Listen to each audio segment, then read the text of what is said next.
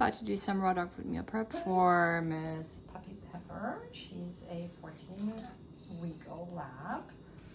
Not for Wally, I already did Wally's meal prep. He's 8 years old at this point. So all of this is going to be turned into meals for Miss Pepper. And I wanted to point out the fact that I got some great poultry heads. So I got one duck head. So I gotta say, we're in Germany here. I know they're super easy to find in the States. Used to live there, used to feed raw dog food there. Super easy to buy. Like, you can get them from Raw Feeding Miami, or My Pet Carnivore has them too, I think. Here Today probably too. But anyways, here in Germany they're hard to find. So these are from a hunting buddy of Dan's. So this is a duck head, and I'm gonna keep that duck head for Wally actually. That's the only component out of this meal prep that I'm going to be feeding to Wally, because Wally can't have anything chicken or quail, which is why that's for him. And then there's chicken heads here, 2 chicken heads, and then these tiny guys here are quail heads, and they're going to be perfect for the puppy. Then we have chicken eggs here. So again, they're way too small for Wally. Plus he can't have chickens, so these are a no-go for him. But like for puppy feeding purposes, these are good. Or smaller dogs, like if you have a Chihuahua, or I don't know, any smaller breed, like tiny toy breed, I guess.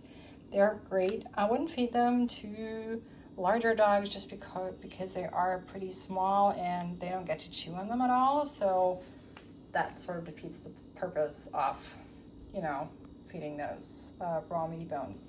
And then these are chicken feet. So I used to feed them to Wally before I found out that he actually does not do well with chicken, so like the chicken protein. Again, in the States I used to give him duck feet. Duck parts are really hard to find here. I don't know why that is. Like, you can find I mean, you can buy a whole duck at like a grocery store and essentially cut that down, which I've done before, to get like your duck frame. But other than that, oh yeah, and you can find duck necks, but like duck heads, duck feet, those are really hard to find. So, and again, these are from Dan's Hunting Buddy, so I'm super happy and stoked that he was willing to part with those. So yeah, this is a first peek into the raw meat bone section. So this is like some ground beef bone that has, I think it's from the shoulder blade, so that's why it's pretty, so there's also glucosamine and chondroitin in here.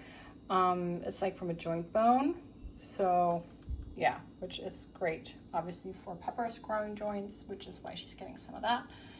And then this is the fish section. So this is herring. These are sprats. They're a little smaller. This is the herring. And then this is some ground salmon, which again, Wally can't have salmon or sprats because he doesn't do well with that, but he does do great with herring. This is a huge bucket of muscle meat. So this is, how much was that? Like 3 kilos worth, so like 6 pounds. And that's mostly a mix of beef and turkey. So like there's some ground stuff, like the green tripe, that's ground, but then there's also some chunkier cuts, because, you know, I do want her to massage her gums and not just eat ground meats. I mean, yeah. So then let's see, we have our chicken hearts in here. There's more chicken hearts and a little cut up beef heart down there as well, which is a muscular organ, right? Then we have our secreting organs, which the liver makes up the majority of that. So this is duck liver. That you can't find at the grocery store, interestingly enough. So duck liver. Then there's lamb lung in here. And then we have, oops, maybe I should have taken the lids off before I took this video. So this is your beef kidney. So I already cut that into smaller chunks.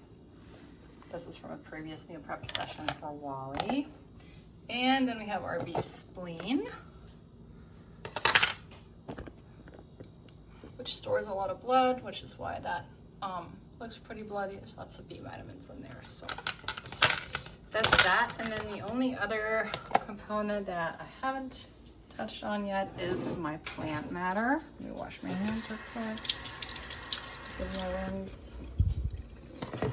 So there's red beets in here and spinach and a little bit of bone broth too. And I'm actually not even sure what else I put in there. It's mostly red beets and spinach. So can't remember. That's the downside of not labeling your containers, because I always think to myself, I am gonna remember what I put in there, and then like 2 months later, I don't. So label your containers. Are you being silly for the camera? There's containers here. I don't think I'm gonna be needing those, so this is like some extra turkey liver that I got at the store, and then this is like some more beef heart and some ground lamb ribs, which I don't think I'll need those, but that's all of that is for you, Pepper. Yes. Are you excited? That's her feeding station right here. Yeah, she just woke up from a long nap after her first puppy class. Yes, puppy training class. All right, so I'm gonna pull out some containers, put that on the scale here. This is the KD 8000. I set it so that it doesn't auto turn off, which that's super annoying. So I did turn that off, and I'm gonna do another video where I show you how to do that. All right, here's my little notes. I broke down the math for how much raw meaty bone she needs per day. So right now she needs about 170 grams of bone per day, which is 6 ounces.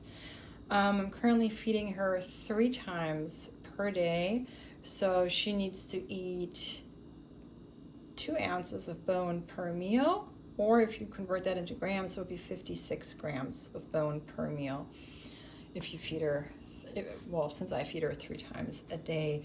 So right now what I did is I went ahead and weighed quail heads. So with head bones, the general rule of thumb is that they have 75% bone and 25% muscle meat. So weighing them out here, so that's 1, 2, 3, 6 quail heads of different weights. So they were like the smallest one weighed around 10 grams, and then the largest one weighed like 19. So you definitely want to weigh them. There's no like average weight on those. But yeah, so these 6 would have to make it into one meal, one of her daily meals. They weigh 2.6 ounces, and 75% of that is just shy of 2 ounces. So that would be 1.95 ounces, which is super close, so that's fine. Yeah, so it's a bit of a pain, but it's okay. She's worth it. I'm willing to do my math for her. Now, obviously, if you want to make it a little easier on yourself, you can also use ground bone. So that's going to be real easy to measure out. Yeah, still gonna have to do the math on the chicken necks and the chicken feet, and we're gonna do that next. All right, and moving along with the chicken feet here. So these are 4 chicken feet that weigh 3.3 ounces. And chicken feet have 60% bone, 40% meat, which means that this is exactly pretty much how much she needs per meal in that meal. So the way you would calculate that is you just do the math on how much 60% is of this, of 3.3, and that is 1.98 ounces. So again, super close to the 2 ounces, which is fine. Yeah, so in that meal, she would need to eat 4 chicken feet. All right, and here's the chicken necks. So chicken necks have about 45% bone and 55% meat. So this is the amount. These are all the chicken head necks that I had, which come out to 4 ounces. but 45% of 4 ounces are 1.8 ounces, so I would add a little more ground bone to that so that it evens out. Okay, so now we're weighing the chicken head, which weighs 1.95 ounces. And just like quail heads, chicken heads are made up of 75% bone and 25% meat.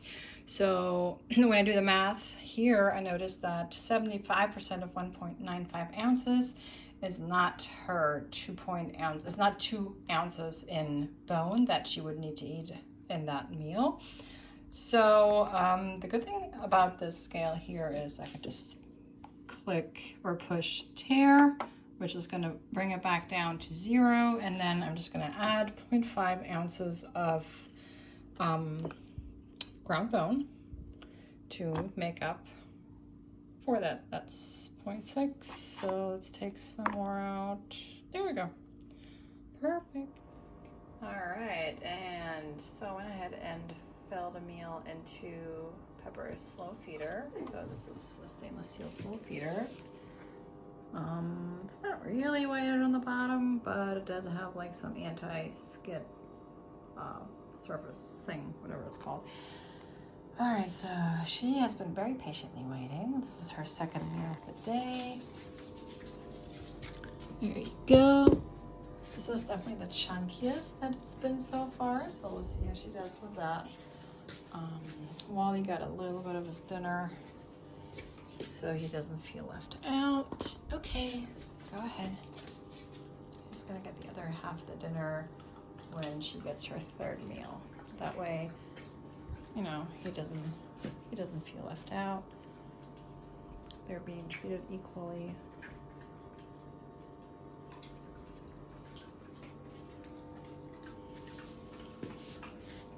Oh, well, I'm glad to see that she's liking the chunked meat. So far, the only chunked stuff she's had was, has been a chicken neck. And then I tried feeding her a whole fish, like a whole herring, but I ended up having to mash that up. So I went ahead and cut like a herring into 4 or 5 chunks with scissors. And now she's eating that just fine, so that's awesome. I wonder how she's gonna do with the liver, spleen, and the kidney. Well, especially like the liver and the spleen, but she seems to be gobbling that up too, which is awesome. Some dogs can be a little finicky with like the consistency of liver and lung and stuff, and spleen too. But not her, which is good. Awesome.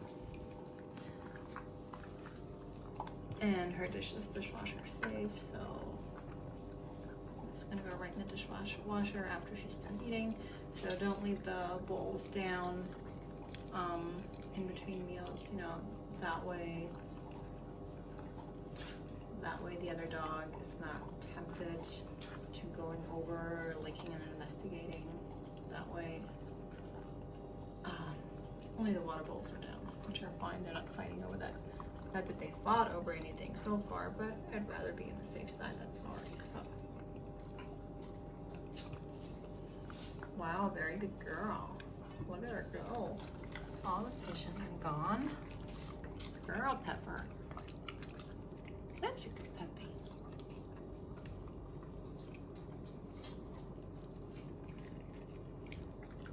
I don't want.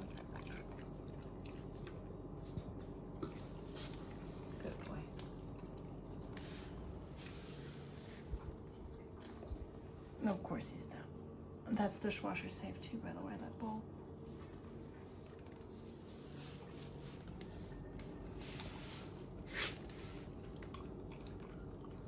Oh, someone was hungry after puppy class, huh? Good.